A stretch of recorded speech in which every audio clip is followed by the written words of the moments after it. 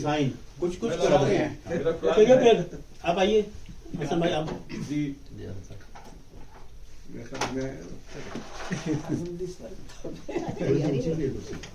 सही है ना?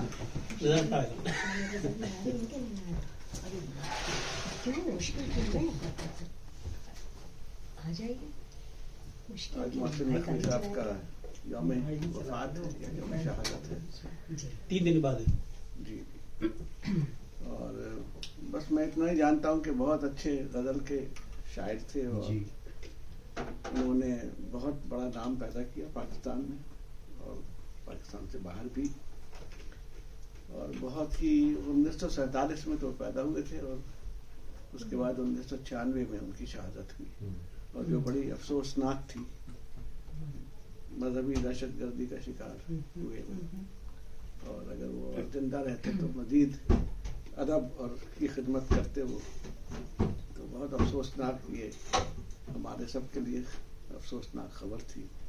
अल्लाह ताला उनकी मग़फ़िरत फरमाए। और मुझे उनकी गज़लें बहुत पसंद रही हैं, लेकिन मेरे पास उनका कलाम यहाँ पर नहीं है, लेकिन एक गज़ल मैं सुना सकता हूँ उनकी। इरशाद। वो दे रहा है दिलासे तो उम्र भर के मुझे, वो दे रहा है दिलासे तो उम्र भर के मुझे, बिछड़ न जाए कहीं फिर उदास करके मुझे। वो दे रहा है दिलासे तो उम्र भर के मुझे, बिछड़ न जाए कहीं फिर उदास करके मुझे। जहाँ न तू न तेरी याद के कदम होंगे, जहाँ न तू न तेरी याद के कदम होंगे, डरा रहे हैं वही मरहले सफर के मुझे। जहाँ न तू न तेरी याद के कदम होंगे, डरा रहे हैं वही मरहले सफर के मुझे। हवाए दश्त मुझे अब तो अजनबी न समझ, हवाए दश्त मुझे अब तो अजनबी न समझ, कि अब तो भूल गए रास्ते भी घर के मुझे। हवाए दश्त मुझे अब तो अजनबी न समझ, कि अब तो भूल गए रास्ते भी घर के मुझे। ये चंद अश्क भी तेरे हैं शाम गम लेकिन, ये चंद अश्क भी तेरे हैं शाम गम लेकिन, उजालने हैं अभी खाल व खत सहर के मुझे। ये चंद अश्क भी तेरे हैं शाम गम लेकिन, उजालने हैं अभी खाल व खत सहर के मुझे। दिले तबाह तेरे गम को टालने के लिए, दिले तबाह तेरे गम को टालने के लिए, सुना रहा है फसाने इधर उधर के मुझे। दिले तबाह तेरे गम को टालने के लिए, सुना रहा है फसाने इधर उधर के मुझे। कबाए जख्म बदन पर सजा के निकला हूँ, कबाए जख्म बदन पर सजा के निकला हूँ, वो अब मिला भी तो देखेगा आंख भर के करके मुझे। कबाए जख्म बदन पर सजा के निकला हूँ, वो अब मिला भी तो देखे आंख भर के मुझे। कुछ इसलिए भी मैं उससे बिछड़ गया मोहसिन, कुछ इसलिए भी मैं उससे बिछड़ गया मोहसिन, वो दूर दूर से देखे ठहर ठहर के मुझे। कुछ इसलिए भी मैं उससे बिछड़ गया मोहसिन, वो दूर दूर से देखे ठहर ठहर के मुझे। वो दे रहा है दिलासे तो ऊँट भर के मुझे, बिछड़ न जाए कहीं फिर उदास करके।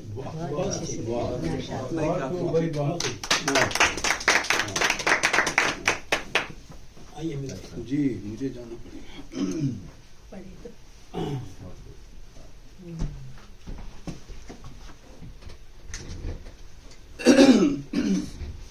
मोहसिन नकवी को मैं ज़ाती तौर पर जानता हूँ, क्योंकि मैं भी कॉलेज स्टूडेंट था डेरा गाजी खान में। वाह, और वो भी डेरा गाजी खान में मुझसे सीनियर थे 1 साल, लेकिन उनकी तबीयत को मुझे अब भी उनका जो है वो पूरा जो है सरापा मेरे ज़हन में है। किस तरह वो बहुत यानी सारे कॉलेज में बहुत नुमायाँ थे। ایک تو دو طرح سے، ایک تو ویسے بھی کالج میں جو چھوٹے موٹے مشاعرے ہوتے ہیں یا اس وقت کی ان کی شاعری جو ہے وہ اتنی معیاری ہوتی تھی کہ اساتذہ اور شہر سے آنے والے لوگ بھی یہ بہت پرانی بات ہے ظاہر ہے. تو ابھی وہ کہیں موو آؤٹ نہیں کیا تھا انہوں نے، مثلا مرسن کالج نہیں گئے تھے، پنجاب یونیورسٹی نہیں گئے تھے جہاں سے ان سے بعد میں وہ وہاں پڑھا بھی انہوں نے اور وہاں پہ پڑھایا بھی. لیکن یہ ہے کہ وہ جو دو باتیں میں ان کی شخصیت کے بارے میں، کیونکہ میں ان سے میرا دوستی تو نہیں کہہ سکتے لیکن جان پہچان کیا، تو وہ ان کی شخصیت میں دو چیزیں نمایاں تھیں. ایک تو یہ تھی کہ وہ ہر وقت مسکراتے رہتے، ان کے چہرے پہ تبسم رہتا، یعنی وہ آپ جانتے ہیں، وہ کسی کو نہیں جانتے، ملتے ہیں یا جو بھی ہے تو وہ ایسا امپریشن ایسا ہوتا تھا کہ یہ بہت مسرور ہیں، کوئی خوشی ہے ان کو. ایک تو ہوتے ہیں نا کہ بھائی آپ نے جب کسی کو ملنا ہے تو سلام کرتے ہوئے آپ اسمائل دے دیں، ایک یہ روایتی اسمائل ہوتی ہے. ایک ہوتی ہے کہ چہرے پر آپ کے دوسرے کو خواہ محسوس ہو کہ جی یہ حشاش بشاش یہ کیوں اتنا خوش ہے، ہاں ہنس مکھ آپ کہہ لیں، یا وہ ایک منفرد چیز تھی. تبسم تو ہمارے بھی رہتے تھے لیکن وہ پڑوسن کا نام تھا. تو دوسرا اس میں ان کا جو ہے وہ پہلو تھا کہ وہ بہت یعنی شاعر عموماً جو ہے وہ بڑے یعنی دوست پرور اور مزاجن وہ ہوتے ہیں، ایسا ان کا یہ ایک نیچرل سی بات ہے. تو وہ ہر کسی سے گھل مل جاتے تھے اور ہر کسی سے وہ پیار محبت کی بات کرتے تھے. تو اس وقت بھی ان کی شاعری میں رومانس بہت تھا. تو وہ نظمیں تو بعد میں کہی ہیں اور بعد میں ان کا جو ہے وہ کلام، لیکن ان کو پورا شاید موقع زندگی نے نہیں دیا جتنا وہ کر سکتے تھے. تو اور دو چیزیں ان کے اشعار میں سے میں نے ڈھونڈی ہیں جو ان کی شخصیت سے بھی ریلیٹ کرتی ہیں.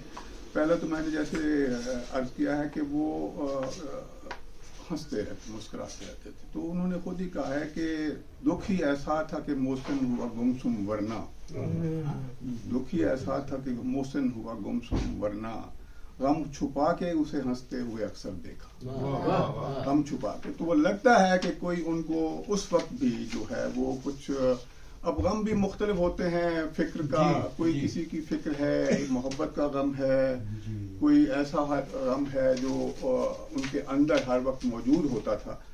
تو اسی کو وہ جو ہے وہ دو شعر میں ان کے اور آپ کو سناتا ہوں کہ جو اداسیوں کا یہ موسم بدل بھی سکتا تھا، اداسیوں کا یہ موسم بدل بھی سکتا تھا، وہ چاہتا تو میرے ساتھ چل بھی سکتا تھا، وہ چاہتا تو میرے ساتھ چل بھی سکتا تھا. وہ شخص تو نے جسے چھوڑنے میں جلدی کی، وہ شخص تو نے جسے چھوڑنے میں جلدی کی، تیرے مزاج کے سانچے میں ڈھل بھی سکتا تھا. تو یہ جو حسرت کا ایک پہلو ہے اس میں، تو اس میں ایک غم کا پہلو ویسے ہی شامل ہوتا ہے جس میں آپ کچھ محرومی کا جو ہے وہ ہوتا ہے. تو پھر اس کے جو چیز ہے اس میں، اچھا ایک ان کے اندر جو شاعری میں نظر آئی ہے وہ بات وہ انا کی ہے. انا کی بات وہ بہت کرتے ہیں، کافی جگہ پہ ان کا ذکر ہے. میں تو 2-3 شعر آپ کی خدمت میں پیش کروں گا، لیکن جو ہے وہ اس کا تعلق دو طرح سے ہے. انا جو ہے، ایک تو انا انسان کو مضبوط کرتی ہے جسے خودداری کہتے ہیں، اور بعض اوقات وہ انا جو ہے نا وہ آپ کی مجبوری یا آپ کی ایک لمیٹیشن بھی بن جاتی ہے کہ آپ وہ کام جو آپ کرنا چاہتے ہیں وہ کر نہیں سکتے اس وجہ سے کہ آپ بہت خوددار ہیں، حالانکہ آپ کو وہ کرنا چاہیے تھا. تو وہ اپنی شخصیت کے بارے میں تو ایک شعر ان کا اور ہے کہ میں نے قدم بڑھائے جو صحرا کی دھوپ میں، میں نے قدم بڑھائے جو صحرا کی دھوپ میں، گھبرا کے میرا سایہ میرے پاؤں پڑ گیا، گھبرا کے میرا سایہ میرے پاؤں پڑ گیا. اور پھر انہوں نے ایک اور ان کا شعر ہے، ہمیں بجھا دے ہماری انا کو قتل نہ کر، ہمیں بجھا دے ہماری انا کو قتل نہ کر، کہ بے ضرر ہی سہی بے ضمیر ہم بھی نہیں، کہ بے ضرر ہی سہی، یعنی یہ وہ خودداری والا پہلو جس میں وہ انیبلنگ آپ کاز کہہ سکتے ہیں کہ یہ جس کے لیے وہ زندہ تھے، یا جو وہ ان کے اندر ایک چیز موجود تھی وہ یہ تھی کہ وہ خوددار انسان تھے. اب یہی انا جو ہے وہ ان کی ایک لمیٹیشن کی صورت میں بھی نظر آتی ہے کہ وہ جو ہے انا نے ہاتھ اٹھانے نہیں دیا ورنہ، انا نے ہاتھ اٹھانے نہیں دیا ورنہ میری دعا سے وہ پتھر پگھل بھی سکتا تھا. اسی غزل کا شعر ہے، میری دعا سے وہ پتھر پگھل بھی سکتا تھا. تو اب جو ان کے اندر جو ایک اس چیلنج کو، یعنی یہ چیلنج سمجھ لینا کہ انسان مسکرا رہا ہے، اندر سے دکھی ہے، پھر وہ انا پرست بھی ہے، خوددار بھی ہے، تو اس کے لیے زندگی میں کیا ایک چیلنج ہوگا. تو چیلنج جو ہے وہ ایک شعر میں نے ان کا نکالا ہے، تو اس میں ایثار وفا سوز انا درد جنوں محسن، ایثار وفا سوز انا درد جنوں محسن، ایک دل کا لہو کتنے چراغوں میں جلے، ایک دل کا لہو کتنے چراغوں میں جلے. اب یہاں پہ یہ جو وفا ہے، انا ہے، جنوں ہے، یہ چراغ ہیں، یہ وہ چراغ ہیں جو انسان کو جلانے ہیں، یا جس کو وہ سمجھتے تھے کہ اس پہ کام کرنے کی، محنت کرنے کی ضرورت ہے. تو اس کے لیے کیا آسان طریقہ کوئی نہیں ہے. تو اس کے لیے آسان طریقہ جو ان کی جو فکری سطح جو ان کی بتاتی ہے، یا فکری سوچ ہے، سوچ میں جو ان کی بلندی ہے، وہ کیا ہے کہ اس کو ان چراغوں کو جلانے کے لیے دل کا لہو دینا پڑے گا. تو اتنا یہ کام مشکل ہے، وفا کو نبھانا، انا کو، خودداری کو قائم رکھنا، اور اپنے آپ کو معاشرے میں زندہ رکھنا، پھر جنوں ایک یعنی مسلسل جد و جہد کے ساتھ زندگی کو آگے بڑھانا، یہ سارا جو ہے اسی چیز کا نام ہے. اور آخر میں چونکہ 5 منٹ ہیں، تو اب یہ ہے کہ محبت کا ان کا جو میں سمجھتا ہوں کہ ان کا بنیادی جو ہے نا کردار، یا جو ان کی شاعری میں جو رول ہے، وہ ایک انٹینس لو کا ہے. اور اس کو وہ بہت سادہ الفاظ میں، ایک غزل ان کی بڑی مشہور بھی ہے، اور اس میں ہے کہ اتنی مدت بعد ملے ہو. یہ آپ دیکھیں، یہ وہ ایک محبت ہوتی ہے جس کا آپ شاعر جو ہے وہ تخیلاتی، امیجنیٹو اس کے سامنے خاکہ ہوتا ہے، وہ اس کا ذاتی ایکسپیرینس نہیں ہو سکتا. تو وہ اس کو بیان کرنے کا طریقہ اور ہے، سلیقہ اور ہے، اور جو اس کا ذاتی طریقہ محبت میں انوالو ہو کے بات کرنے کا طریقہ ہے، شعر کہنے کا، وہ اور ہے. اتنی مدت بعد ملے ہو، کن سوچوں میں گم پھرتے ہو، مکالمے کی صورت میں ہے، کون سی بات ہے تم میں ایسی، اتنے اچھے کیوں لگتے ہو. اب یہ اس میں کوئی فلاسفی نہیں ہے، اس میں کوئی فلاسفی نہیں ہے. یہ ایک محبت کرنے والے شخص کا دوسرے اپنے محبوب سے مکالمہ ہے. بالکل جاؤ جیت کا جشن مناؤ، میں جھوٹا ہوں تم سچے ہو، جاؤ جیت کا جشن مناؤ، میں جھوٹا ہوں تم سچے ہو. اور ایک یہ دوسرا آخری شعر میں اس میں آپ کی خدمت میں پیش کرتا ہوں. کہنے کو رہتے ہو دل میں، کہنے کو رہتے ہو دل میں، پھر بھی کتنے دور کھڑے ہو، پھر بھی کتنے دور کھڑے. آپ سے تو ہاتھ میں کیا غضب کی آپ نے وہ پریزنٹیشن دی. بہت خوب، شکریہ.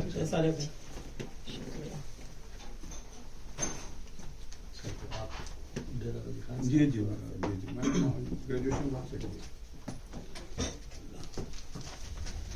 ہم ڈوڈل کی اسٹڈی کر رہے تھے بی خان 75. اوہ ماشاء اللہ.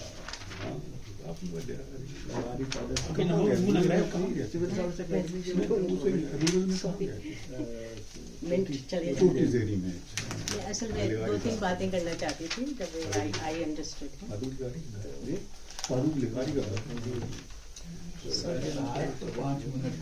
جی ہاں تو لوگ کم. اچھا چلے گا صاحب صدر کی جی. تو محسن نقوی کو بہت پسندیدہ شاعر ہیں، اور مجھے تو زیادہ پتہ نہیں تھا، بہت عرصے سے میں ادھر شاعری سے ذرا دور تھی، لیکن میری ایک کزن ہے، وہ مجھے بہت ان کی غزلیں بھیجتی ہیں پاکستان سے، اور بھیجتی تھیں. تو میرا جو امپریشن ہے کہ آپ نے کہا کہ رومانٹک شاعری بھی کی ہے، لیکن جب ہم فیض، فراز اور دوسرے شاعروں کو دیکھتے ہیں، احمد ندیم قاسمی، تو وہ ان کی شاعری میں فیمنن بیوٹی کی بھی بات ہوتی ہے، نزاکت کی بھی بات ہوتی ہے، اور رومانس اس سینس میں بھی آتا ہے کہ وہ کس طرح ڈسکرائب کرتے ہیں اپنی محبوبہ کو یا اپنی فینٹیسیز کو. اس لحاظ سے میں نے ان کے اس میں اتنی دیکھی، جب آئے گی تو میں بتا دوں گی کہ، اور مجھے یہ لگا کہ یہ اپنے حالات کی وجہ سے بہت پیسمزم ہے ان کی شاعری میں، تنہائی ہے، یاسیت ہے، مایوسی ہے، اداسی ہے، محرومی ہے، فراق کی باتیں زیادہ ہوتی ہیں. ٹھیک ہے انہوں نے پالیٹکس پہ بھی کیا ہے، دنیا پہ بھی کیا ہے، لیکن جب ہم پروین شاکر کی بات کر رہے تھے تو وی ہیڈ کہ she had failed love affairs, تو ان کا بھی ایسے ہی لگتا ہے کہ لو افیئر تھا جس کے یاد میں انہوں نے بہت خوبصورت شاعری کی ہے. اور دوسری بات جیسے ڈاکٹر صاحب نے کہا ہے کہ انا اور خود پرستی بھی مجھے نظر آئی اس میں کہ، اور اگر ہمارے ایک پروفیسر تھے حامد میر کے والد وارث میر، ڈاکٹر وارث میر، تو وہ کہتے تھے کہ یہ تو ہو سکتا ہے کہ نرگسیت کا شکار ہو، اس معاملے اس میں دیکھتے تھے. لیکن پھر جیسے آپ نے بھی کہا کہ ایک اعتماد بھی دیکھا ان میں، خود پرستی تو ہے، ایک انفرادیت بھی ہے کہ جیسے وہ خود کو ہاؤ سیلف ریفلیکشن وہ کیسے کرتے ہیں. اور مجھے تو کافی بے باکی اور بہادری بھی نظر آئی ان کے اپنے اس میں. ان کے میں دیکھ رہی ہوں کہ کوئی شعر یاد آ جائے. ہاں جیسے اب یہ کہہ رہے ہیں، اب کوئی آئے چلا جائے میں خوش رہتا ہوں، اب کسی شخص کی عادت نہیں ہوتی مجھ کو. مطلب ایسے تنہائی کو بیان کرنا کہ میں تو سروائیو کر جاؤں گا. اچھا ایک ان کی شاعری میں بہت زیادہ آیا ہے، maybe it was the phase Pakistan میں، کہ مصروفیت کا بہت ذکر ہے. محبوبہ بھی مصروف ہیں اور وہ بھی مصروف ہیں، بہت زیادہ ہے. اور بار بار وہ جتاتے ہیں کہ شاید مصروفیت بہت تھی تو ہمارا افیئر بھی نہیں چل سکا، یا شاید ان کو تو بات کرنے کی بھی فرصت نہیں تھی. تو دیٹس لٹل انٹرسٹنگ. اتنا مصروف ہوں میں جینے کی ہوس، اتنا مصروف ہوں جینے کی ہوس میں محسن، سانس لینے کی بھی فرصت نہیں مجھ کو. تو وہ اس طرح کہتے ہیں. اچھا اب پھر یہ کہ کیسے how he relates to what was happening. دل کا تیری چاہت میں عجب حال ہوا ہے، سیلاب سے برباد مکانات کی مانند. یہ دیکھیں ہے نا کہ کیسے اجڑتی ہے بستی، تو وہ اپنے دل کو اس سے ملا رہے ہیں. تو اٹس بیوٹیفل. ایسے پھر رومانس آتا ہے، میں ان میں بھٹکتے ہوئے جگنو کی طرح ہوں، اس شخص کی آنکھیں ہیں کسی رات کی مانند. اتنا خوبصورت شعر ہے. مطلب یہ کہ وہ بہت زیادہ تعریف نہیں کرتے، لیکن جب کرتے ہیں تو پھر ٹھیک سے کرتے ہیں. اور یہ والا تو مجھے بہت ہی اچھا لگتا ہے، ابھی کو بھی پسند آئے گا. دل روز سجاتا ہوں میں دلہن کی طرح سے، غم روز چلے آتے ہیں بارات کی مانند. اتنا خوبصورت شعر، بہت خوبصورت شعر، بہت اچھا شعر ہے. دوبارہ پڑھیے. دل روز سجاتا ہوں میں دلہن کی طرح سے، غم روز چلے آتے ہیں بارات کی مانند. ہاں محسن اسے ملنا میرا ممکن ہی نہیں ہے، میں پیار کا صحرا تھا وہ برسات کی مانند. بہت خوبصورت ہے. اچھا جی جو ہے اور کون سا، فرصت کا تو میں نے ذکر کر دیا. ہاں یہ بھی میری بھی پسندیدہ غزل ہے، سفر تنہا نہیں کرتے سنو ایسا نہیں کرتے. بہت ہی خوبصورت ان کی غزل ہے.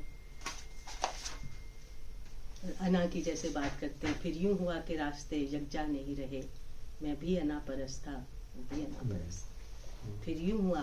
تو ان کے اس میں یہ والی غزل جو ہے نا، آپ کافی اس میں دیکھیں گے کہ he was a kind of a storyteller. اور جیسے ہم بات کرتے ہیں نا، جیسے ہم ایک دوسرے کو سناتے ہیں کہ ہاں پھر یہ ہوا، پھر یوں ہوا، تو انہوں نے تو پوری غزل اس پہ لکھ دی. اور ایک اتنی خوبصورت یہ ہے، پھر یوں ہوا کہ راستے یکجا نہیں رہے، میں بھی انا پرست تھا، تو وہ بھی انا پرست تھا، میں بھی انا پرست، پھر یوں ہوا کہ ساتھ تیرا چھوڑنا پڑا، ثابت ہوا کہ لازم و ملزوم کچھ نہیں، پھر یوں ہوا کہ ہاتھ سے کشکول گر گیا، خیرات لے کر مجھ سے چلا تک نہیں گیا. یہاں آ گئی انا اور وہ بہادری ہے نا.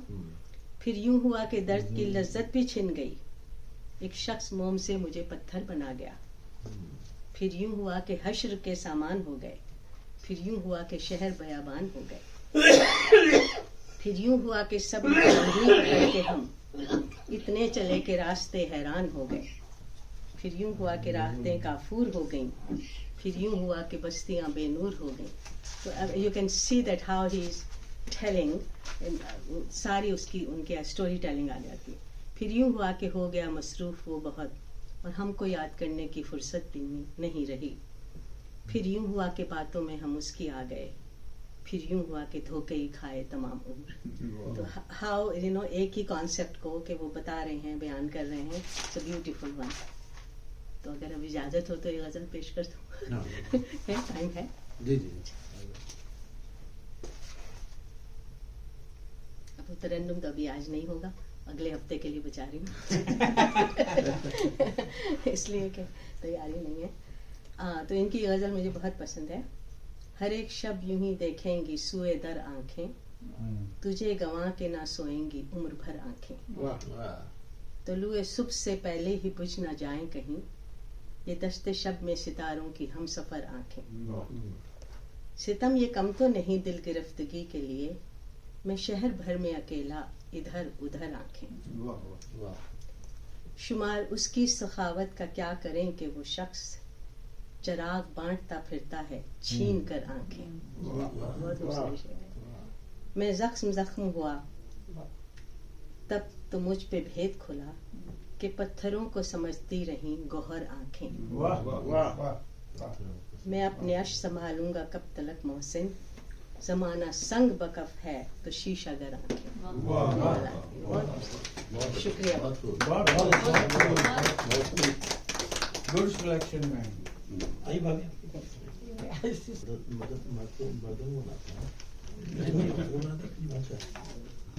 बनाती हैं साबित सदर गजल होना। हमने कभी साहिबा शायद कर सुना आपने? सदरी होती है, सदरी हो गई। मतलब हो जाएगा। अच्छा, तो मोहसिन नकवी की गजलियात, गजल के शायर थे वो, ज़्यादातर उनकी गजलियात का ही जिक्र होता है और गजलियात ही उनकी मशहूर हैं। और कुछ तो बहुत मशहूर हैं, जैसे गुलाम अली ने आवारगी को गाकर जो है वो अमर कर दिया, तो वो भी उनकी बहुत मशहूर गज़ल है। लेकिन मैं उनकी क़तात और उनके नज़्मों के हवाले से बात करूँगी जिनका इतना जिक्र नहीं आता। तो लेकिन उनके क़तात भी बड़े खूबसूरत हैं। बहुत क़तात उनके मुझे नहीं मिले, लेकिन 30-40 बल्कि 50-60 तो हैं। तो उसके मैं 3-4 क़तात का जिक्र करूँगी और फिर उनकी कुछ नज़्मों का, कुछ आज़ाद नज़्में हैं, कुछ पाबंद नज़्में हैं, तो उनका मुख्तसरन जिक्र होगा। तो जो उनके ज़्यादातर क़तात हैं वो उनकी पहली जो किताब है बंदे कबा, उसमें ही मिलते हैं और उसमें क़तात का एक पूरा अलग से हिस्सा है। और ये क़तात उनकी अवलीन दौर की शायरी की नुमाइंदगी करते हैं कि जब वो गवर्नमेंट कॉलेज मुल्तान में पढ़ते थे और तालिब इल्म थे, उस ज़माने में उन्होंने और उनके 3-4 दोस्त थे, इसमें असगर नदीम सैयद का भी नाम है, तो वो सब अदबी हलकों में मशहूर थे। और ये उनका जिसे कहना चाहिए स्ट्रगल का दौर था, लेकिन शायरी उनकी हो रही थी। तो इस फाका मस्ती के दौर में उन्होंने चंदा जमा करके ये बंदे कबा जो उनकी पहली किताब है ये शाये करवाई थी। और इसके अशार, उस वक्त उनका ना बकौल उनके नाम मेरा नाम बिकता था ना कलाम, लेकिन इसके बावजूद उनके इस अशार ने उस वक्त की अदबी फ़ज़ा में कुछ न कुछ इरताश ज़रूर पैदा किया था। और जो किताब की 1000 कॉपियाँ हैं वो बहुत जल्द फ़रोख्त हो गई थी। लेकिन इसके बावजूद जिसे कहना चाहिए ना, मोहसिन जो है वो अदब लोगों के रडार पे इतने नहीं आए थे। तो इस किताब में उनके ज़्यादातर क़तात मौजूद हैं और आप ही देखेंगे कि इन क़तात में मुझे एक डायकॉटमी नज़र आई कि या तो वो क़तात रुमानवी पहलू के हैं, जो कि उनकी बाकी गज़लियात में इतनी रुमानवियत नज़र नहीं आती। उनकी रुमानवियत भी बहुत नज़र आती है, लेकिन वो रंगीनी वाली और वो खूबसूरती जिसमें ख़वातीन की खूबसूरती की बात की जाए या बहुत गहरे रुमानवी जज्बात हों, वो नहीं है। सटल रुमानवियत है उनकी गज़लियात में, लेकिन इन क़तात में मुझे ज़्यादा रुमानवियत नज़र आई और कहीं कहीं वो जानिसार अख्तर का रंग ان شعراء کا رنگ نظر آیا. تو یہ کچھ ان کے قطعات میں سناتی ہوں, اور پھر اس کے بعد انہوں نے اسی میں ٹریک بدلا, اور پھر ایسے قطعات بھی ہیں جنہوں نے جو سماجی جن میں مسائل بتائے گئے ہیں اور جس سے ان کی معنویت کا اور ان کی گہری سوچ کا پتہ چلتا ہے. تو یہ ان کے قطعات ہیں. کیا حسی رنگ ہے عبادت کا, کیا قیامت کی کارسازی ہے, سجدہ کرتا ہے ان کی چوکھٹ پر, دل بڑا مستقل نمازی ہے. تو اور یہ دوسرا قطعہ جو کہ جس میں بڑا تغزل ہے. یہ تیری آنکھ ہے یا جھیل کے پاکیزہ کنول, یہ تیرا چہرہ ہے یا سجدہ گاہ نور سحر, یہ تیری مانگ میں افشاں ہے کہ تاروں کا ہجوم, یہ تیرے لب ہیں کہ یاقوت سے انمول گوہر. اور پھر اس کا اور یہ بعد میں یہ رنگ غزلوں میں آپ کو اتنا نظر نہیں آئے گا. اور پھر یہ ان کا قطعہ ہے. چاندنی کارگر نہیں ہوتی, تیرگی مختصر نہیں ہوتی, ان کی زلفیں اگر بکھر جائیں احتراماً سحر نہیں ہوتی, سحر نہیں ہوتی. بہت یہ انہوں نے وہاں, میں کٹ کر رہا ہوں اپنی اجازت سے, یہ شعر میں نے وہ جب میں پہلے آپ کے آنے سے بات کی ہے کہ کالج فیلو تھے میرے, تو یہ شعر انہوں نے کالج میں ہی سنایا تھا. جی یہ ان کی کالج کے زمانے کا, ان کی نوجوان نہیں میں نے سنایا تھا, جس کے لیے لکھا تھا شاید ان کو وہی. اچھا, اور پھر یہ شعر بھی ملتا جلتا رنگ لیے ہوئے ہے کہ زلفوں میں سکون پائے تھکن شام اودھ کی, رخ صبح بنارس کی امنگوں کا کنول ہے, اس شوق کو الفاظ کے شیشے میں نہ ڈھالو, غالب کا تخیل ہے وہ حافظ کی غزل ہے. تو یہ بالکل مختلف رنگ ہے جو آپ کو اس کے بعد ان کی غزلیات میں نہیں ملے گا. لیکن انہی قطعات میں انہوں نے جو ہے اس کے بعد آپ ان کی ٹرانزیشن دیکھیں کہ کس طرح انہوں نے جس طرح فیض تو ایک ہی غزل کے اندر ایک ہی نظم میں جو ہے وہ ٹریک بدلتے ہیں اور ایک دم سے جو ہے وہ ان کا وہ غم دنیا غم جانا کے ساتھ غم دورہ کو لے آتے ہیں. لیکن انہوں نے جو ہے تھوڑی ٹرانزیشن کیا ہے. وقت لمحوں کا سنہرا جال ہے, غم رخ ہستی پہ گہرا خال ہے, زندگی صحرا پہ ایک نقش قدم, نوجوانی ہرنیوں کی چال ہے. ایک طرف سیم و زر کے بستر پر زندگی کروٹیں بدلتی ہے, ایک طرف مفلسی کے دوزخ میں آدمیت کی لاش جلتی ہے. جسے قبائے عمارت سمجھ رہے ہیں جناب, کسی کے جسم سے چھینا ہوا کفن تو نہیں. امیر شہر کی مسند کو غور سے دیکھو, کسی غریب کی بیٹی کا پیرہن. تو یہ بڑے اچھے اشعار ہیں اور مجھے حیرت ہو رہی ہے کہ یہ بہت مشہور کیوں نہیں ہے, کیونکہ یہ اشعار واقعی مستحق ہیں کہ یہ جو ہے زبان زد عام ہو جاتے.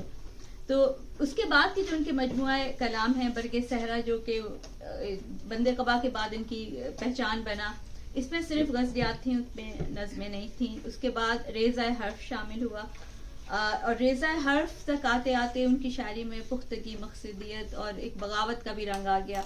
اور انہوں نے خود لکھا کہ ریزہ حرف میں محرومیوں کی طویل رات میں میری دکھتی آنکھوں سے بہتے اشکوں اور سینے میں تیر بن کر ٹوٹی ہوئی خواہشوں کی غیر مکمل دستاویز ملتی ہے. تو ریزہ حرف میں آزاد نظمیں بھی ہیں اور پابند نظمیں بھی ہیں, اور ان میں وہ مضامین شامل کیے گئے ہیں جن کو شاید غزل کی تنگ دامنی اجازت نہیں دیتی. تو انہوں نے ایک ریزہ حرف میں آزاد نظم ہے جس کا عنوان ہے میری گلی کے غلیظ بچوں. تو بڑا مجھے مختلف لگی یہ نظم. تو نظمیں پڑھنے کا تو ظاہر ہے میرے پاس وقت نہیں ہے, لیکن صرف میں آپ کو عنوان بتا رہی ہوں تو آپ کو خود ہی اس کے پتہ چل جائے گا تھوڑا بہت اس کے متن کا, لیکن یہ میں ریکمینڈ کروں گی کہ ضرور پڑھیے. اور پھر بڑی سہل ممتنع میں لکھی ہوئی آسان سی نظمیں بھی ہیں. جانتے تو ہم بھی تھے, مانتے تو ہم بھی تھے, اتنی تیز آندھی میں کب چراغ جلتا ہے, دل مگر مچلتا ہے, دل کی ضد کو کیا کہیے, اب کہ ہم نے سوچا ہے. نظم کا نام ہے اب کہ ہم نے سوچا ہے. تو اس میں بڑی روانی ہے, تھوڑا تھوڑا کہیں کہیں امجد اسلام امجد کا رنگ نظر آیا اس کی روانی. اس کے بعد پھر نظموں کے عنوان سے آپ کو پتہ چلے گا کہ ان میں کتنی جو ہے ورائٹی ہے اور کتنا آپ کو مختلف موضوعات ملیں گے. زندگی لفظ ہے, جب کنجے قفس میں پیار کی پہلی سالگرہ. یا پھر یہ نظم مجھے بڑی اچھی لگی, اس کا نام ہے آئینہ تو اجلا ہے. آئینہ تو اجلا ہے, ہم تو کل بھی کہتے ہیں اپنے عکس کی کالک دھل سکے تو دھو ڈالوں. ہم تو کل بھی کہتے تھے اپنی ٹیڑھی آنکھوں کے ترچھے زاویے بدلو. تو نظمیں لمبی ہیں، ظاہر میں پوری نہیں پڑھ سکتی. پھر اس میں پابند نظمیں بھی ہیں، مثلا چار اگر امن دو عالم تو کہاں ہے، یہ لمبی اور پابند نظم ہے، اور اس کے عنوان سے ہی لگ رہا ہے کہ یہ کس موضوع کے اوپر ہوگی. یہ ظاہر ہے ان کا وہ دور ہے جس میں انہوں نے سمجھنا شروع کیا اور ان کے اندر بغاوت بھی آئی، اور انہوں نے دیکھا کہ دنیا میں جو یہ سارا ناانصافی ہے اس کے اوپر انہوں نے آواز اٹھائی. اس کے بعد عذاب دید ان کا مجموعہ کلام سامنے آیا، اس میں بھی غزلیں اور نظمیں شامل تھی. ذکر شب فراق سے وحشت اسے بھی تھی، یہ مشہور غزل بھی اسی میں شامل ہے. لیکن ریزہ حرف میں اگر غلیظ بچوں پہ نظم تھی تو یہاں پر مصروف چوراہے پہ کھڑی فاقہ زدہ بیکارن پہ انہوں نے قلم اٹھایا ہے اور اس پہ نظم لکھی ہے. لیکن اور کچھ عاشقانہ نظمیں بھی ہیں جو کہ اب آپ کو نظر آ رہا ہے، ان کی پروگرس نظر آ رہی ہے کہ اب وہ عاشقی کے کس دور سے گزر رہے ہیں، کیونکہ نظم کا عنوان ہی ہے یہ پچھلے عشق کی باتیں ہیں، جب آنکھ میں خواب دھمکتے تھے، جب دل میں داغ چمکتے تھے. تو یہ اب وہ ان کا ٹرانزیشن ہوا ہے کس طرح سے کہ جب وہ ان قطعات، اور اس میں آپ دیکھیں ان کی گروتھ اور ان کا ٹرانزیشن. اور اسی طرح طلوع اشک ان کا اگلا مجموعہ کلام ہے، اس میں بھی نظمیں اور غزلیں شامل ہیں، قطعات نہیں ہیں. غم و علم کا رنگ نمایاں ہے اور وہ ان کی جو بہت ڈیپ میلنکلی نظر آتی ہے. تو میں بس یہیں پہ اپنے مضمون ختم کروں گی. کئی نظموں کے میں نے عنوانات لکھے ہیں اور ان میں سے ایک کو میں بہت ریکمینڈ کروں گی جو کہ مشہور بھی ہے، میں نے دیکھا تھا ان دنوں میں اسے جب وہ کھلتے گلاب جیسا تھا. تو یہ ضرور پڑھیے کیونکہ ہم سب نے ان دنوں میں کئی ایسے لوگ دیکھے ہوئے ہیں جو کھلتے گلاب جیسے تھے، اب بیچارے جو ہیں وہ گلاب. دیکھیے یہ جو شاعر لوگ ہوتے ہیں نا جی، ان کا جو عشق کی جو رومانٹک لکھتے ہیں وہ جی. اب آپ آگے ہو، تشریف رکھیے. آپ آ چکے ہیں؟ جی میں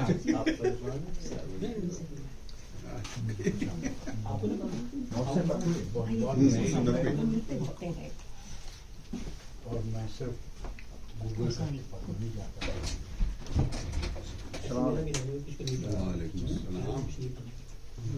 محسن نقوی وہ شاعر ہیں جن کو میں نے پاکستان میں جب میں تھا تو میں نے کبھی ان کا ذکر نہیں سنا. یہ 73 میں نکل گیا تھا پاکستان سے، کافی ینگ آدمی تھے، تو شاعر زمانے میں شاعری ان کی اتنی مقبول نہیں تھی. احمد فراز ہوتے تھے اس زمانے میں. پھر جب میں یہاں آیا تو پھر میں نے ان کی شاعری، اور افسوسناک بات یہ ہے کہ یہ تعصبیت اور عصبیت اور مذہبی منافرت کا شکار ہو گئے. اکثر ہوتا ہے کہ ان کا ایک بندہ مار دو تو پھر دونوں لڑتے رہیں گے. کیا وجہ ہے معلوم نہیں، مگر بڑا قابل اور بڑا ہونہار شاعر ہم نے ضائع کر دیا. یہ ایسا شاعر تھا کہ اس کی قد کے برابر کے اس زمانے میں کوئی شاعر نہیں تھے. اب جو ہیں وہ چونکہ وہ نہیں ہیں تو عباس تابش وغیرہ کا نام سنتے ہیں. یہ امجد اسلام اجد وغیرہ یہ جو ہیں یہ سب کسی طرح سے چڑھ گئے اوپر، مگر ان کے پائے کا شاعر میری نظر میں اس وقت نہیں تھا. عبدالحمید عدم کے پیرائے کا شاعر سمجھتا ہوں میں ان کو. ان کی شاعری ان کی ہر چیز میں غم دنیا بھی ہے، غم جانا بھی ہے. بہت ہی انہوں نے تمام احاطہ کیا ہے شاعری کا. اور یہ وہ شاعر ہیں جو اپنی موت کے بعد مقبول زیادہ ہوئے ہیں. مثلا جون ایلیا ہیں، ان کی زندگی میں وہ اتنے مقبول نہیں تھے جتنے اب ہیں نوجوان نسلوں میں.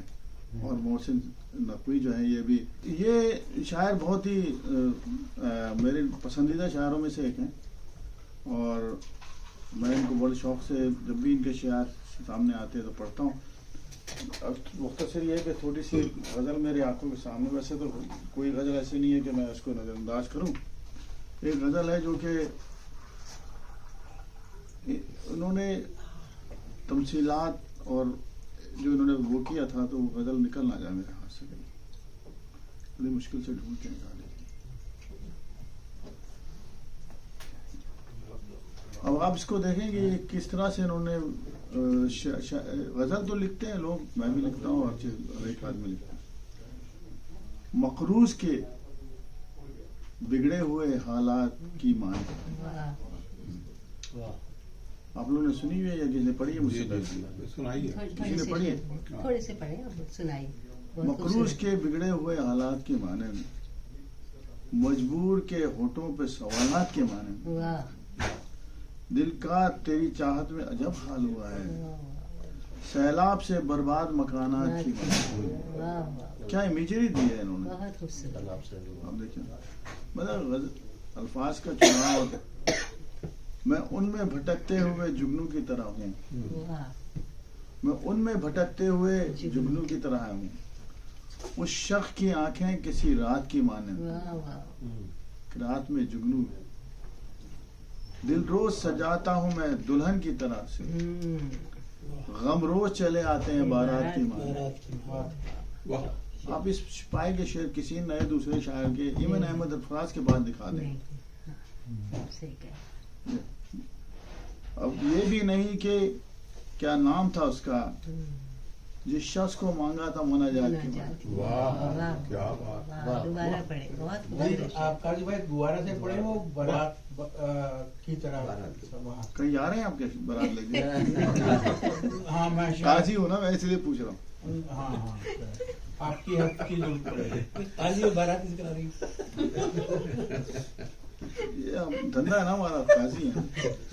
دل روز سجاتا ہوں میں دلہن کی طرح سے، دل روز سجاتا ہوں میں دلہن کی طرح سے، غم روز چلے آتے ہیں بارات کی معنی.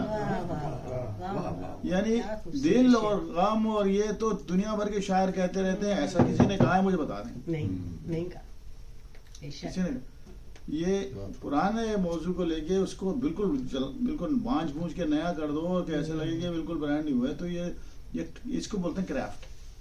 صحیح. کس درجہ مقدس ہے تیرے قرب کی خواہش. اب اس کا دوسرا مصرع سن لیں آپ. کس درجہ مقدس ہے تیرے قرب کی خواہش، قرب کی خواہش، معصوم سے بچے کے خیالات کی. کیا بات. اتنی پاکیزگی کو کس طرح سے لپیٹ کے دیا ہے. قرب کو اور پاکیزگی میں ہمیشہ اکثر مسئلہ ہو جاتا ہے. یہاں پہ دیکھیں کہ اس شخص نے کس طرح سے اس کو مقدس بنا دیا. قرب کیا بات. کس درجہ مقدس ہے تیرے قرب کی خواہش.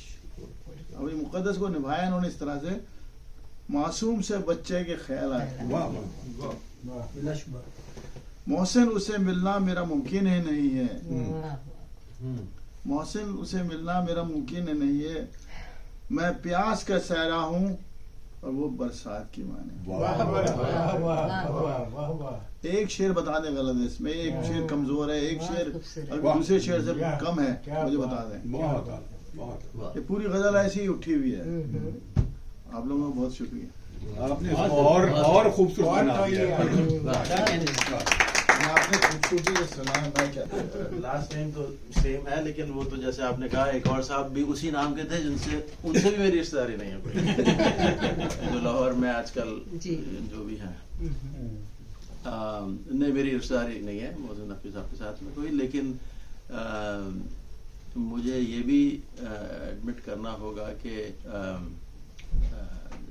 ان کو ڈسکور بھی ہم نے جب کیا جب یعنی ان کا حادثہ ہو چکا تھا. اس کے بعد میرے خیال میں زیادہ پڑھا تو بہت کم، لیکن ان کے بارے میں معلوم ہوا. ان کی میرے خیال میں جو رسائی یا مذہبی 96 میں 15 جنوری 96 یہ بہت یعنی وہ پوری دہائی جو تھی بہت اس معاملے میں خراب تھی کہ یہ جو سیکٹیرین کلنگ تھی، ٹارگٹ کلنگ تھی، وہ بہت زیادہ ہوئی.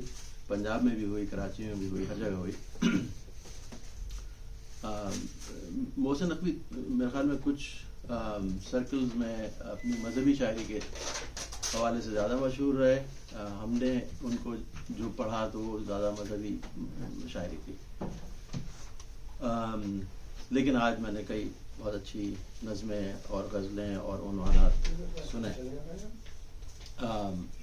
تو دوبارہ سے ایک سیکھنے کا عمل جو ہے وہ چلا. ایک غزل میں پیش کرتا ہوں صرف، اور اس کے بعد انشاءاللہ اس کو اختتام کی طرف لے کے آئیں گے. تو یہ ان کی غزل جو ہے وہ برگے صحرا سے ہے. کہتے ہیں کہ سورج کو دفنانے آئے, چھوٹی بہر کی غزل ہے. سورج کو دفنانے آئے, ڈھلتی شام کے لمبے سائے. دکھ نے سکھ کا سانس لیا ہے, دکھ نے سکھ کا سانس لیا ہے, کاش کوئی پھر یاد نہ آئے. اور ایک ہے رستہ ہم دونوں کا, ایک ہے رستہ ہم دونوں کا, دیکھیں کون کہاں تک جائے. کیا خوبصورت شعر.